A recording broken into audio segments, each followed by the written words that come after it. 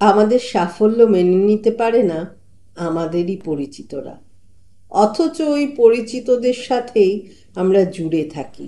আমরা থাকি তাদের কন্ট্যাক্ট লিস্টে, আমরা থাকি তাদের ফেসবুকে, আমরা থাকি তাদের হোয়াটসঅ্যাপে, সবেতে। এদেরকে আত্মীয় বলে দাবি করি। তারপরেও তারা কেন মেনে নিতে পারে না জানেন? ব্যাপারটার কিছুই নয়, বিষয়টা হলো হিংসা। পরিচিতদের সাফল্য দেখলে, ভালো থাকতে দেখলে, উন্নতি দেখলে এরা বারুদের মতো ভিতরে ভিতরে জ্বলে।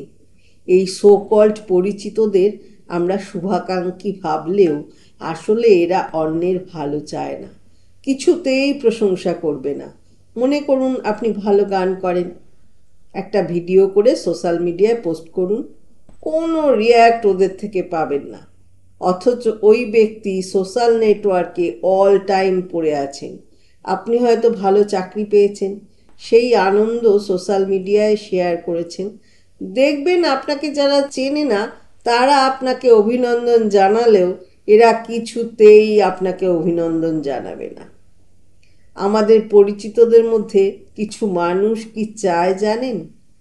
আপনিও ওপরে উঠুন, কিন্তু তার থেকে বেশি উপরে উঠবেন না, তার থেকে বেশি সফল হবেন না, তার থেকে বেশি সুন্দর হবেন না।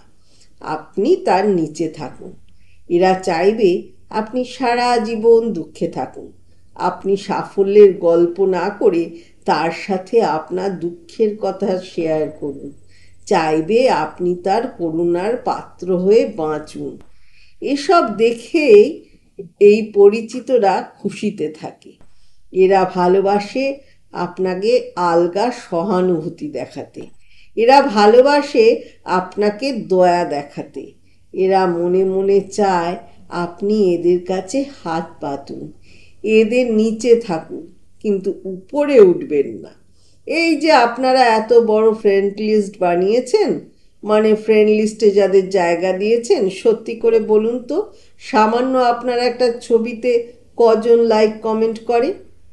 দেখে সবাই কিন্তু এড়িয়ে যায়। অথচ এই ব্যক্তি অন্যের পোস্টে নিয়ম করে নিয়মিত লাইক কমেন্ট শেয়ার করছেন। আপনার সাফল্য, ভালো থাকা যদি মানতে না পারে, জানবেন আপনি তার হিংসার কারণ। তাই এদেরকে ত্যাগ করাই ভালো। অন্তত মন থেকে এদের ত্যাগ করতে শিখুন। এমন মরা গাছকে বাগানে না সাজিয়ে বরং নতুন গাছে বাগান ভরান। ভালো থাকবেন।